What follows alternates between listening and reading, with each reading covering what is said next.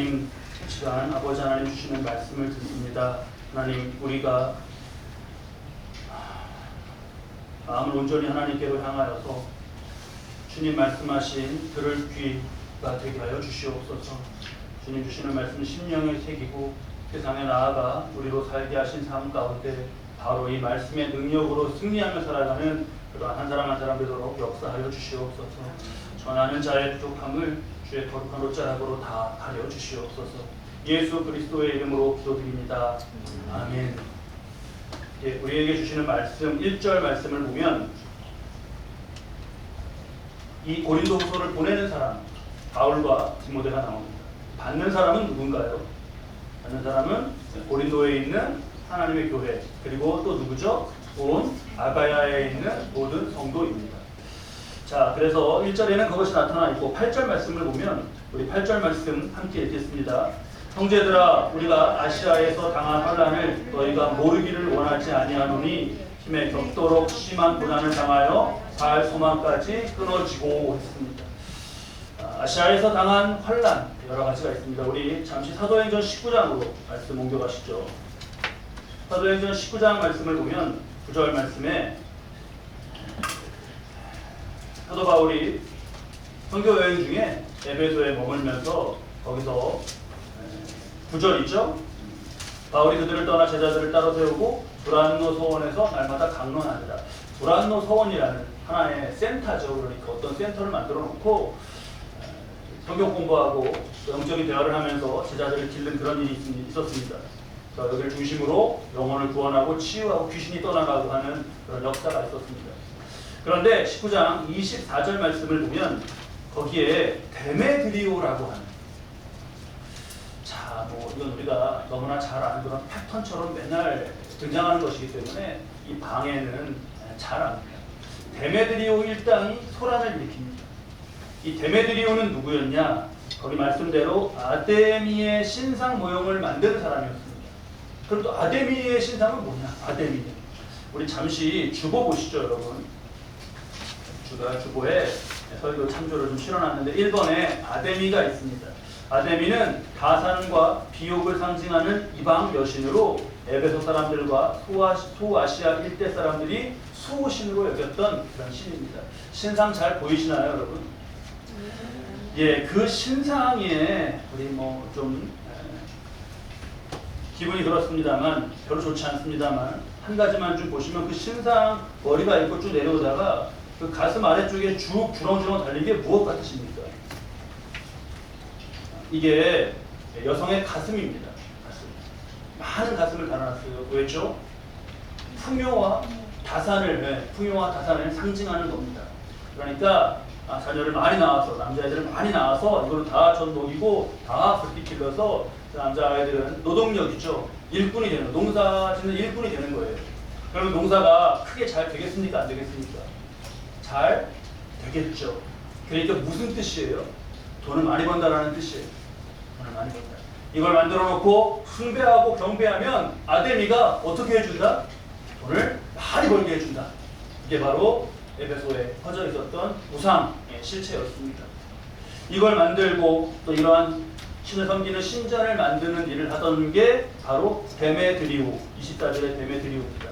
그런데 이 일대에 복음이 퍼져나가니까 이 신상 만들고 막 그 신전 만들고 하던, 그래서 팔던 그 수입이 27절 말씀이죠. 이 영업이 천하여질 위험이 있다. 매출이 준다라는 거예요. 장사가 잘 안 된다는 거예요. 그래서 29절에 온 시내가 요란하여 바알과 같이 다니는 바벨론의 사람 가이오와 아리스다고를 붙잡고 막 소란을 일으켰습니다. 데모를 한 겁니다. 오늘말로 하면 시위를 한 거예요. 그리고 사람들을 극장에 가두고 폭력으로 제압하는 그런 폭력 사태까지 에베소에서 벌어졌습니다. 바울은 담대하게 말씀을 전하고 두란노 서원을 만들어서 정말 그렇게 구원의 역사를, 주의 구원의 역사를 크게 쓰임받았지만, 그러나 이러한 데메드리오의 방해와 폭동 이런 것으로 힘들기도 했습니다. 고린도전서 말씀을 보면 사도 바울은 이 일을 자신이 맹수와 싸우는 것 같은 그런 일이었다라고 표현할 정도였습니다. 맹수를 붙잡고 싸우는 것 같은 그러한 힘듦이 있었다고. 이건 하나의 예고요. 다른 일들도 참으로 많았습니다.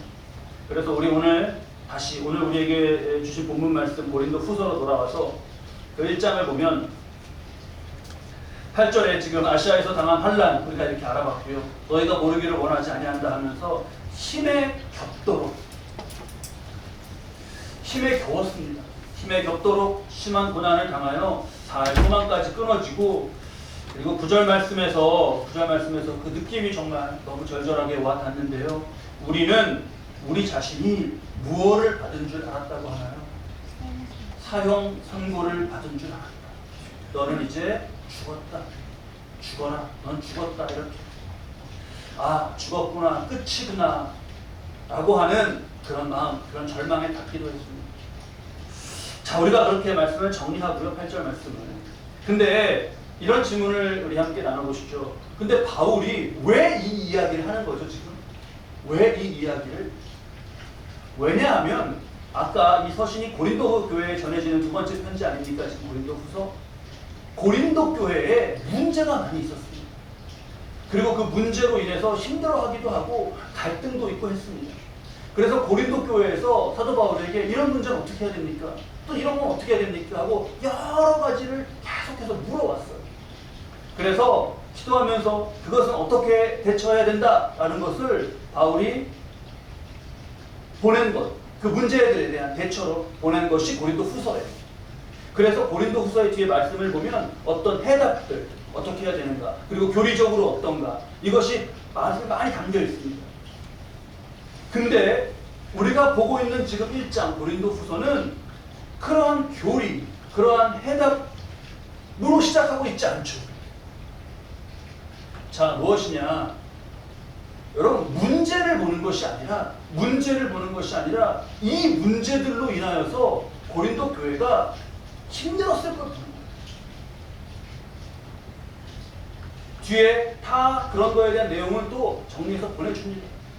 주께 받은 응답은 이것이다, 이렇게 전합니다. 근데 그 전에 고린도 교회가 얼마나 힘들었을까, 그걸 보는 겁니다. 그래서 바울도 나 자신도 아시아에서 당한 환난을 너희가 모르기를 원치 않는다 하면서 그걸 전하고 있는 거예요. 사형 선고를 받은 것과 같이 느껴지는 그런 순간, 그런 상황. 근데 그런 상황 가운데 그럼 도대체 하나님의 뜻은 무엇인가, 여기에서 이걸 가지고 사도 바울은 씨름했죠. 그리고 그때 주께 받은 응답을 고린도 교회에 또한 전합니다. 자, 우리 9절 말씀 함께 읽겠습니다. 깊이 새기며 읽겠습니다. 9절이에요. 우리는 우리 자신이 사형 선고를 받은 줄 알았으나 이는 우리로 자기를 의지하지 말고 오직 죽은 자를 다시 살리시는 하나님만 의지하게 하심이라. 아멘. 아멘. 자기를 의지하지 말고 오직 죽은 자를 다시 살리시는 하나님만 의지하게 하시는 거구나.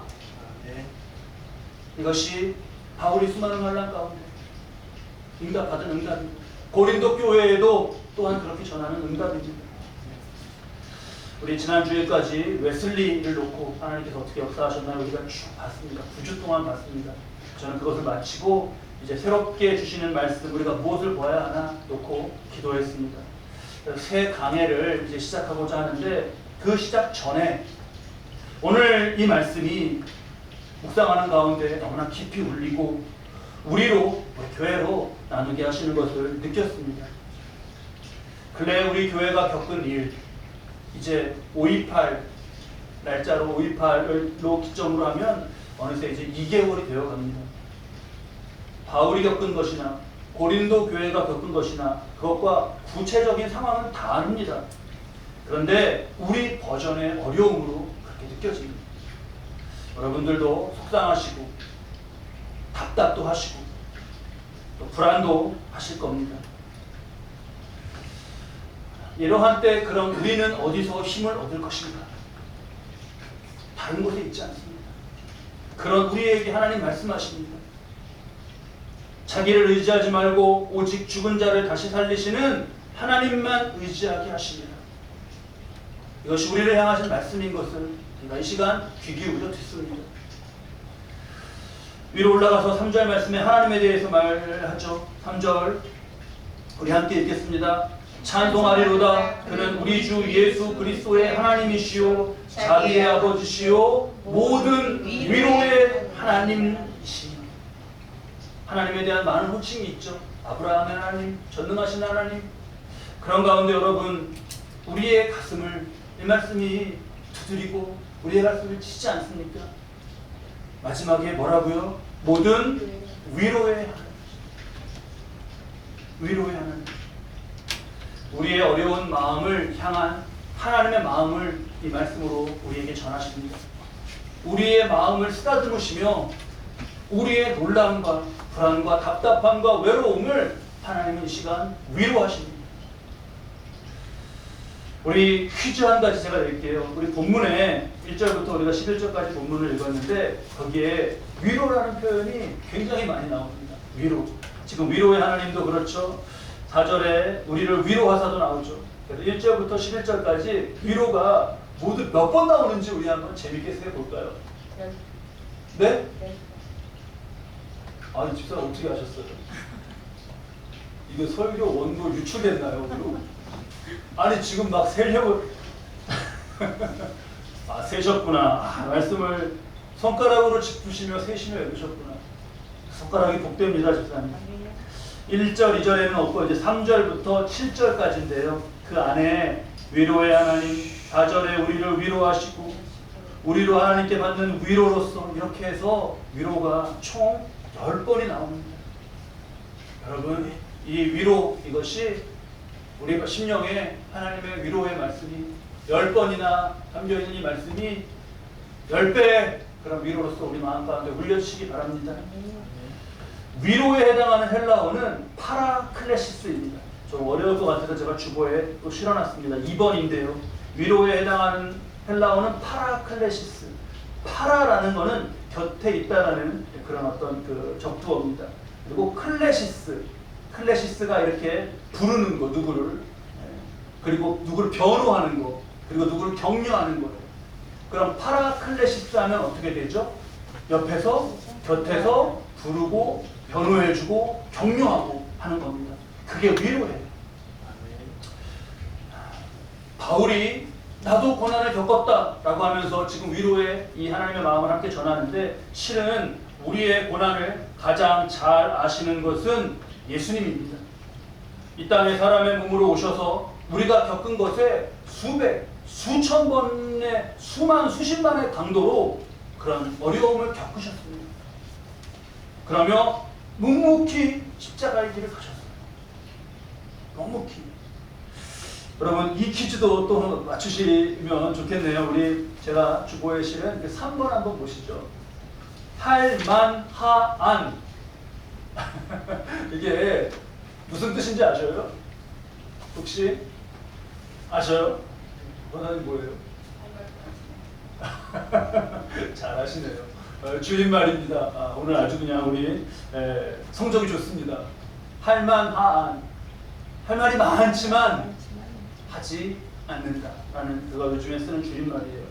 할 말, 하고 싶은 말 많지만 하지 않겠다.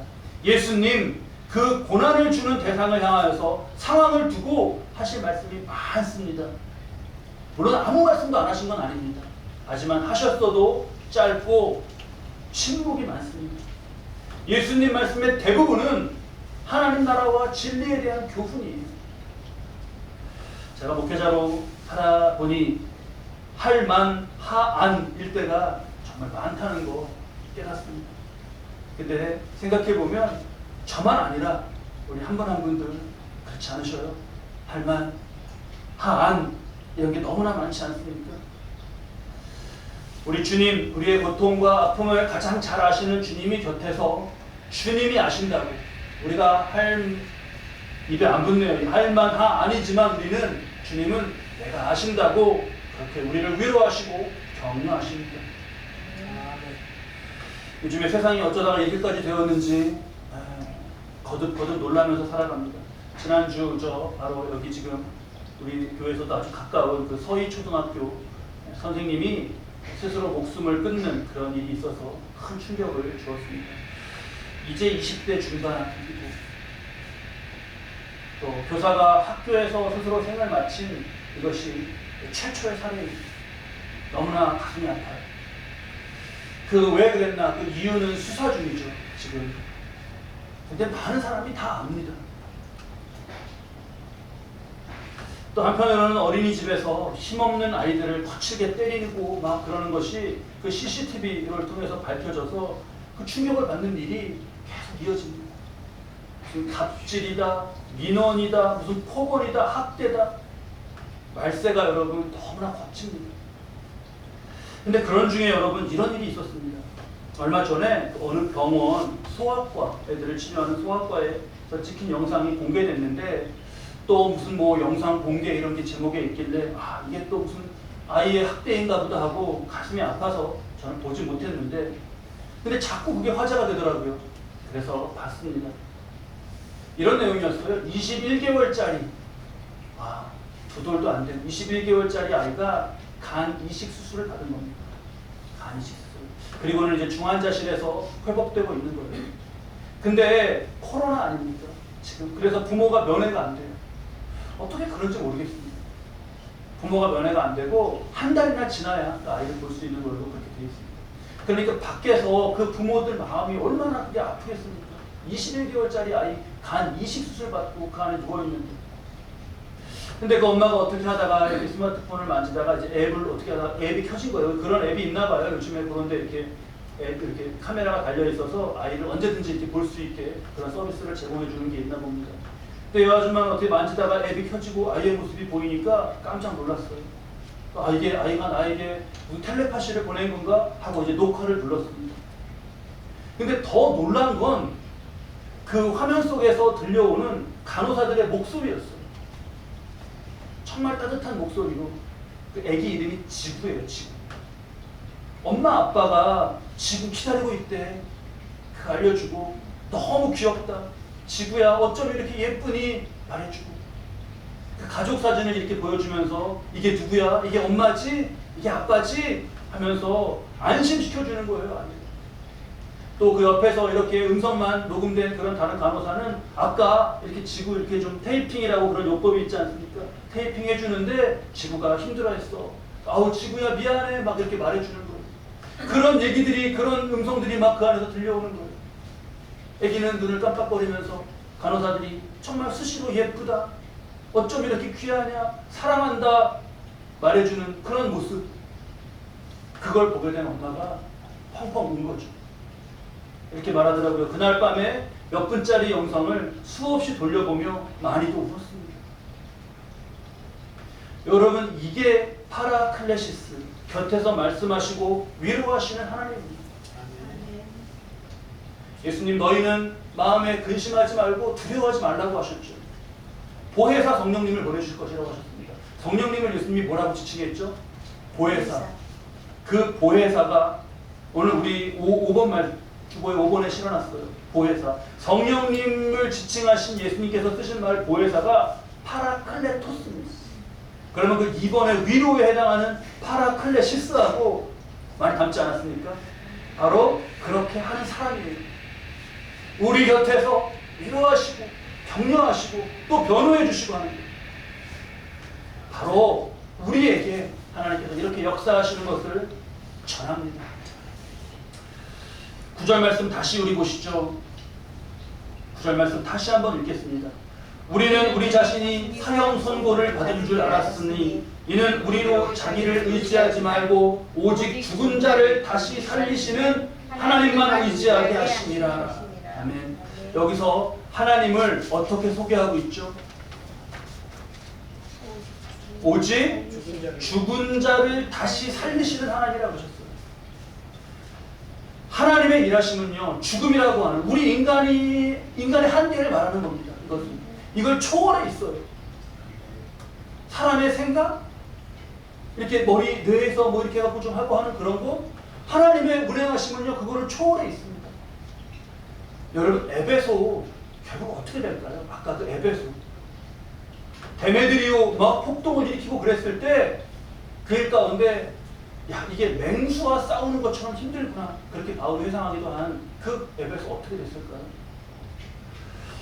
그 사건은 에베소 시청 공무원이 이러지 말고 만약에 고발할 게 있으면 정식으로 고발하고 고소하고 해결해라. 그렇게 말하는 한마디로 그냥 진정이 됐습니다. 그리고 시간이 흘러 300년대 들어서 기독교가 로마의 국교로 확정되죠. 이후로 더 많은 사람들이 예수님을 믿었습니다. 우상 숭배자들은 이제 발붙일 곳이 없어졌어요. 그래서 에베소 그 일대 청동기 시대부터 아덴이 만들어서 섬긴 건 청동기 시대 때부터예요. 청동기면 도대체 언제입니까? 청동기 시대 때부터 3000년 이상을 숭배해오던 아데미, 그리고 그 아데미 신전 그게 사라져갑니다. 너무나 여러분 놀라운 은혜의 역사가 무엇인지, 얼마나 큰지, 그 아데미 신전 크게 지었던 그 기둥 있지 않습니까? 그 아까워서 어떻게 해요? 그 기둥을 통째로 옮겨서 다른 곳에 교회를 짓는 데다가 그 기둥과 건축물들을 썼습니다. 놀랍지 않습니까? 사도 바울이 야 데메드리오 참 이런 일도 겪는구나 하고 거기 에베소를 떠날 때 그걸 상상이나 했을 거예요. 이게 죽은 자를 다시 살리시는 하나님의 역사입니다. 위로의 하나님은요, 그 우리를 위로하시면서 하나님의 역사를 이뤄가고 계셔요. 그런 가운데, 그 이루어가신 가운데, 그래서 그 속에서 기도하고 자기 십자가를 지고 간 이들이 그들의 삶이 영광되게 하십니다. 저와 여러분도 이루어갈 거예요. 제가 어느 잡지에 카페가 소개된 걸 봤는데 그 전하면서 마치겠습니다. 아주 예쁜 카페였어요. 내부가 이렇게 예뻤고 조명도 예뻤고 그랬습니다. 근데 뭐 그런 건 이제 다 기억이 안 나요. 그런 카페들이 많으니까. 근데 잊혀지지 않는 게 있습니다. 잊혀지지 않는 건 카페 이름이에요. 카페 이름. 카페 이름이 뭐냐 하면 위로부터입니다. 위로부터. 여러분 카페 이름 어떠세요? 그 위로라는 말 자체가 너무 따뜻하게 전해져 왔고요. 그 부터라는 말만 거기다 붙인 건데 다른 많은 말 할 수 있고 막 이렇지만 위로부터. 이게 너무 가슴에 따뜻하게 와 닿았습니다. 그리고 이것까지 의도한 건지는 뭐 그 사장님하고 얘기를 안 해봐서 모르겠는데 위로부터가 또 어떤 의미가 있는 거죠? 그렇죠. 네. 위로부터. 위로부터. 서로를 위하는 위로부터만이 아니라 저 위로부터. 이게 중의적으로 담겨 있는 게 너무 좋았어요. 야, 이거 진짜 스타벅스보다 훨씬 좋은 이름이다. 위로부터. 거기 우리 2절이죠. 오늘 말씀에 하나님 우리 아버지와 주 예수 그리스도로부터.